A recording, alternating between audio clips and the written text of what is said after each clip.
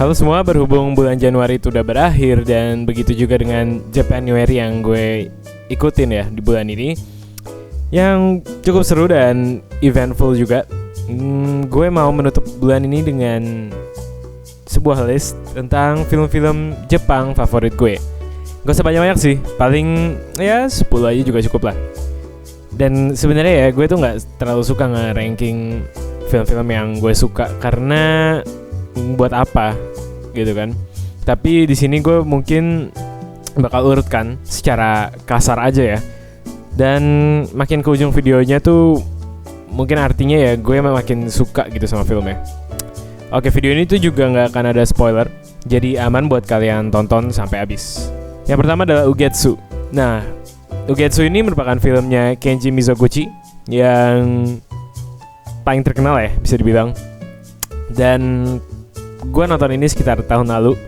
Jadi gue udah nonton banyak film Jepang, tapi untuk film dia tuh waktu itu gue belum nyentuh ya. Dan gue pengen explore karena dia itu merupakan mungkin satu dari 3 nama sutradara Jepang yang paling influential, yaitu biasanya dia disebutkan dengan Akira Kurosawa, Yasujiro Ozu.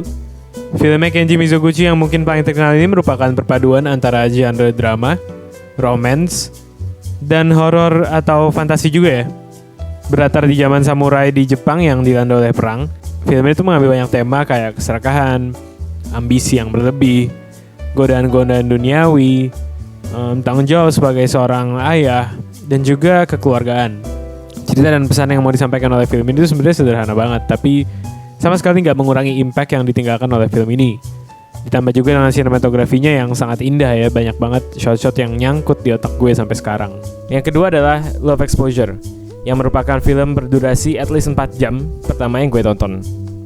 Lucu, gila, pecah. Dan setelah ini pandangan gue tentang film tuh berubah.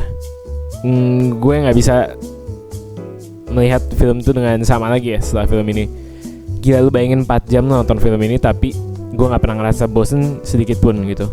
Kalau gue harus deskripsiin sih mungkin ini gue akan bilang ini kayak anime tapi dijadiin live action gitu. Kekonyolan dan keseruan yang bisa dicapai oleh sebuah anime itu direplicate sama Sion Sono ya di film ini. Dan hasil akhirnya itu menjadi sebuah pengalaman yang gak akan terlupakan. Woman in the Dunes. Nah, filmnya Hiroshi Teshigahara ini merupakan entry terbaru di list film Jepang terfavorit gue. Karena waktu pertama kali gue tonton film ini tuh gue gak ngerti dan gue kasih 3 dari 5. Setelah gue revisit filmnya di Japanuary ini, rasanya tuh gue pengen tampar diri gue sendiri ya. Karena gue baru sadar bahwa film ini adalah salah satu film terbaik yang pernah gue tonton. Hiroshi Teshigahara itu merupakan seniman yang unik. Filmnya gak terlalu banyak, tapi dia bisa memberikan dampak yang luar biasa terhadap dunia perfilman di Jepang maupun di luar Jepang dengan film yang sedikit itu. Dan salah satu film yang paling disukai oleh publik itu adalah Woman in the Dunes.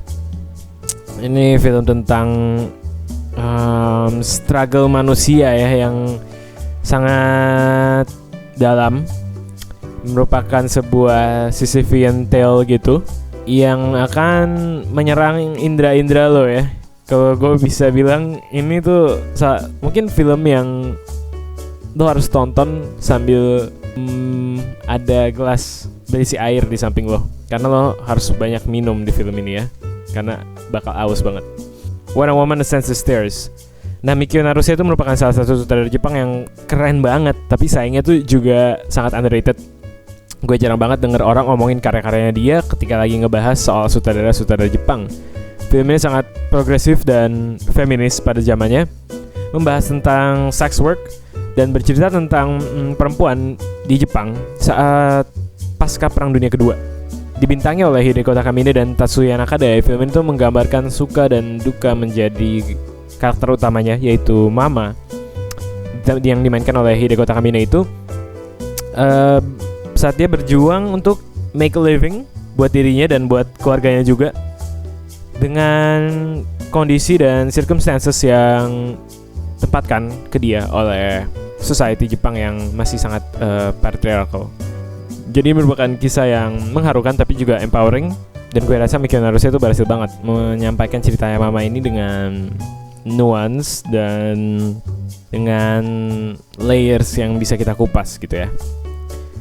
The Happiness of the Katakuris. Sebelumnya gue udah pernah bahas Takashi Miike, lebih spesifiknya lagi tuh film yang bernama Audition di bulan Oktober tahun lalu.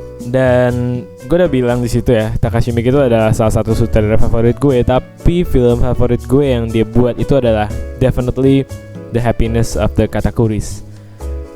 Ini merupakan film musical, dan gue rasa ini adalah film satu-satunya Miike yang berupa musical ya. Tapi ini gimana ya gue jelasinnya ya. Ini film gila banget. Ini merupakan campuran dari horor, komedi, musical, dan juga family drama yang sangat mengharukan dan menyentuh hati. Jadi selama menonton ini gue tuh ngerasain banyak banget emotions, tapi gue gak nyangka gitu ya Takashi Miike bisa menghasilkan sebuah family drama yang sangat menyentuh hati gitu. Selama ini yang gue tonton dari dia kan waktu itu film keluarganya dia ya Visitor Q, yang merupakan film absurd yang gila juga, tapi sangat depraved dan menjijikan. Kalau ini tuh lebih ke kocak sih, bikin gue ngakak dengan sequence musical numbers ya, Mishima, Life in 4 Chapters. Oke, gue tahu sutradara dari film ini bukan orang Jepang, yaitu Paul Schrader yang terkenal dengan Taxi Driver dan First Reformed. Tapi gue tetap masukin di sini karena ini merupakan production dari Jepang ya, pakai aktor-aktor Jepang, bahasa Jepang, dan menceritakan tentang ya orang Jepang. Kru-krunya juga banyak orang Jepang di situ. Dan gimana ya, gue susah juga deskripsiin film ini. Yang jelas ini merupakan biopic terbaik yang pernah gue tonton, dengan production design terkeren. Mungkin salah satu production design paling bagus dan mind blowing yang pernah gue lihat di sebuah film, dengan skor yang sangat indah dan bikin lo gimana ya, ngerasa merinding sepanjang filmnya gitu. Penulisannya Paul Schrader di sini tuh menurut gue nggak terkalahkan oleh siapapun. Dia bisa ngejahit ceritanya Mishima, Yukio Mishima itu sendiri, yang merupakan ya orang yang sangat unik ya, dengan novel-novelnya Mishima gitu. Kayak dia ngambil sedikit dari novel-novelnya dia dan dijahit ya dengan biopicnya gitu loh. Dan gue nggak pernah lihat biopic di present secara seperti ini, dan ini membuat pengalaman nonton itu sangat unik. Dan gue nggak akan pernah lupain film ini sepanjang masa. Secara visual itu udah kayak terbakar gitu di otak gue. Cure ini merupakan filmnya Kiyoshi Kurosawa favorit gue. Ini merupakan psychological horror atau bisa dibilang mystery thriller juga, yang sangat serem. Gue selalu takut ketika gue tuh nonton film ini ya. Selalu ada sense of dread yang muncul di dalam diri gue. Dan gue gimana ya, ini disturbing banget, kayak disturbingnya tuh yang masuk ke dalam kulit lo gitu loh. Kayak ada sesuatu di dalam kulit lo rasanya yang merayap, dan lo tuh bisa rasain gitu. Endingnya nggak bisa dilupain, dan proses menuju endingnya itu tuh juga merupakan pengalaman yang sangat grueling ya, dan melelahkan bisa dibilang ya. Kita di sini bisa melihat kehidupan seorang detektif yang struggle dengan istrinya yang memiliki penyakit secara mental. Dan ya di sini ditambah dengan sebuah kasus yang susah banget dipecahin ya. Itu membuat pengalaman ini menjadi sangat engaging. Nah, Spirited Away ini juga udah gue pernah bahas ya, baru aja juga di Japanuary, dan ya kalian bisa lihat di situ aja sih impresi gue seperti apa. Tapi di sini mungkin gue bilang aja bahwa ini merupakan film coming of age yang sangat gue anggap spesial. Meskipun gue nonton ini pertama kali itu pada saat gue udah kuliah ya, tapi ini tetap sangat menyentuh hati gue dan emosional banget sih gue kalau nonton ini tuh, bisa nangis terus gitu ya. Karena gue ngelihat si Chihiro yang tadinya manja mungkin ya, di sini dia ditempatkan di situasi yang dimana dia harus literally come of age gitu. Dia harus bertumbuh dewasa dan menghadapi situasi yang nggak akan terbayangkan oleh dirinya. Dan itu juga masih sangat relatable bagi gue yang udah dewasa.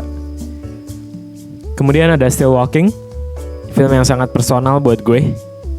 Penggambaran keluarga dan dinamika dari hubungan mereka itu di sini tergambarkan dengan sangat baik dan sangat penuh perhatian oleh Hirokazu Koreeda.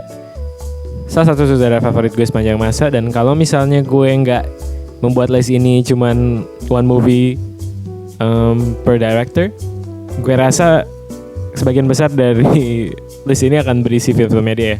Tapi gue ambil Still Walking karena di sini gue bisa banget ngerasain yang namanya film slice of life. Menurut gue ini adalah perfect example karena film ini berlangsung selama 1 hari doang di sebuah pertemuan keluarga atau reuni keluarga kecil ya. Dan di sini gue benar-benar ngerasa kayak lalat yang dengerin pembicaraan mereka gitu, lalat di tembok ya, fly on the wall. Dan hanya dari percakapan-percakapan mereka tuh gue bisa ngerasain yang namanya rasa kekeluargaan.